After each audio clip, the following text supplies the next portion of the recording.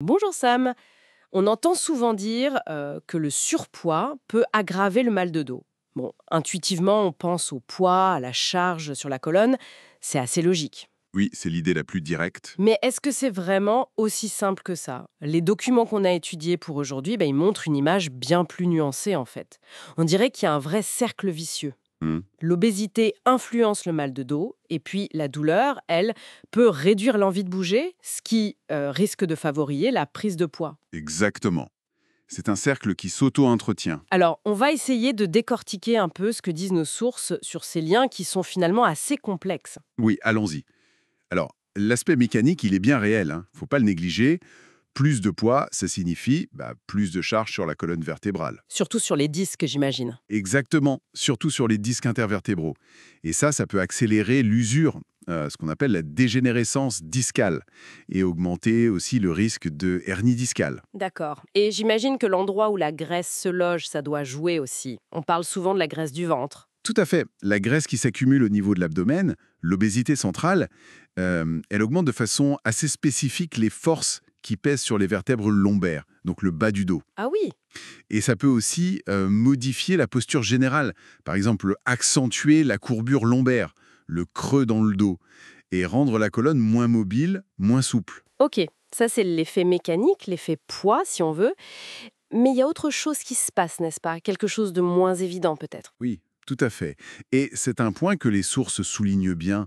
Il y a l'infiltration de graisse dans les muscles du dos. Dans les muscles eux-mêmes. Oui, dans les muscles paravertébraux, ceux qui longent la colonne. En gros, la graisse vient prendre la place des fibres musculaires efficaces. D'accord. Du coup, ça les affaiblit. On parle parfois de sarcopénie obèse. Et des muscles moins forts, ils stabilisent moins bien la colonne.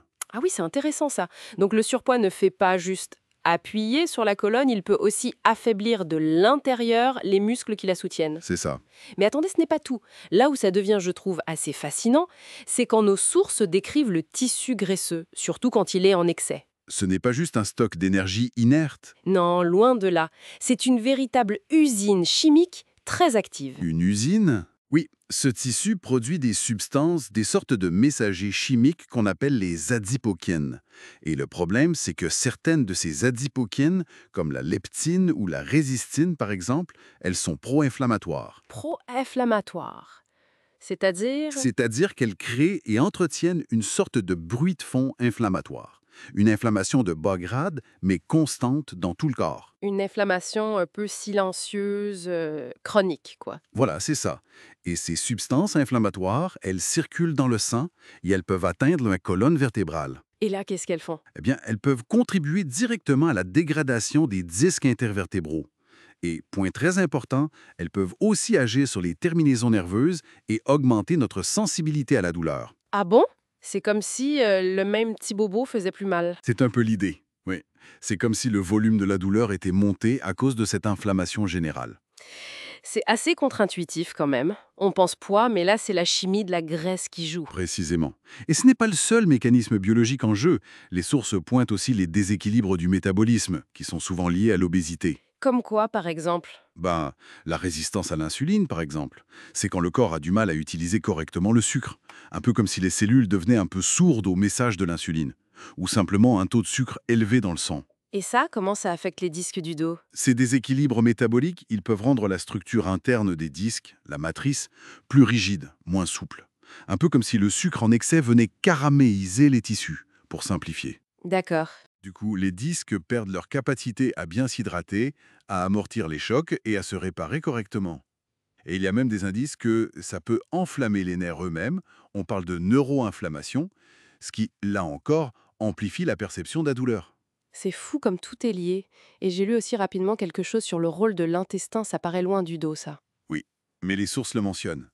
Le déséquilibre des bactéries dans notre intestin, ce qu'on appelle le microbiote intestinal, qui est fréquent en cas d'obésité, eh bien ça aussi, ça pourrait contribuer à l'inflammation générale. Et cette inflammation remonterait jusqu'au dos? Voilà, elle pourrait atteindre la colonne par la circulation sanguine. Donc on voit bien, c'est mécanique, c'est inflammatoire, c'est métabolique, c'est vraiment multifactoriel. Alors, la question qu'on se pose tous, j'imagine, si c'est si complexe, est-ce que le simple fait de perdre du poids, ça suffit pour soulager le mal de dos? Ah, c'est la question à 1 million. Alors, ce que montrent les données, c'est que pour la chirurgie bariatrique, qui est réservée aux obésités sévères, les résultats sont souvent plutôt encourageants. Encourageant comment? Les patients rapportent fréquemment une diminution de leur douleur lombaire. Et parfois, on observe même des améliorations sur les imageries des disques, comme une augmentation de leur hauteur. D'accord. Et pour les méthodes moins radicales, genre les régimes, l'exercice physique? Alors là, c'est plus compliqué. Les preuves scientifiques sont considérées comme moins solides, voire de faible qualité, selon certaines grandes analyses d'études. Et même les recommandations de l'OMS, quand on regarde l'effet direct de la perte de poids non chirurgicale sur la lombalgie chronique. Pourquoi c'est moins clair? Mais c'est difficile de savoir si l'amélioration vient vraiment de la perte de poids elle-même ou si c'est plutôt lié à l'augmentation de l'activité physique qui accompagne souvent les programmes ou à d'autres changements d'hygiène de vie. Et puis, il y a le gros défi de maintenir ces changements sur le long terme. L'adhésion est souvent difficile. Oui, c'est sûr. Et il y avait une nuance importante aussi dans les documents, non? Sur le type de poids qu'on perd. Absolument. Et c'est crucial. Les sources insistent sur l'importance de faire la différence entre perdre de la masse grasse et perdre du poids total. Pourquoi? Parce qu'il faut absolument préserver la masse musculaire. Ah oui, pour les muscles du dos dont on parlait tout à l'heure. Exactement, ce sont ces muscles qui stabilisent la colonne. Donc, si on perd beaucoup de muscles en même temps que la graisse, ce n'est peut-être pas la meilleure chose pour le dos finalement. Donc, si on essaye de résumer tout ça, le lien entre l'obésité et le mal de dos, c'est vraiment beaucoup plus qu'une simple histoire de kilos en trop qui pèsent sur la colonne. C'est ça. Il y a la charge mécanique, bien sûr, mais il y a aussi tous ces processus biologiques assez complexes. L'inflammation qui vient de la graisse elle-même, les effets du métabolisme sur la santé des disques et même sur les nerfs, et puis l'état nos muscles du dos, tout à fait. C'est une vision beaucoup plus globale. Et ça ouvre une réflexion intéressante, je trouve. Laquelle? Eh bien, si les mécanismes sont si variés, est-ce que se focaliser uniquement sur le chiffre qu'indique la balance, c'est vraiment la stratégie la plus pertinente? Bonne question. Peut-être qu'une approche plus large, qui viserait aussi à réduire cette inflammation de bas grade, à améliorer la santé métabolique globale, tout en gérant le poids d'une façon qui protège la masse musculaire, peut-être que ça offrirait des pistes supplémentaires pour prendre soin de son dos. Intéressant comme perspective. C'est une piste en tout cas qui mérite d'être explorée, que ce soit par la recherche future ou dans la discussion que chacun peut avoir avec les professionnels de santé qui le suivent. Ça dépasse le simple « il faut maigrir ».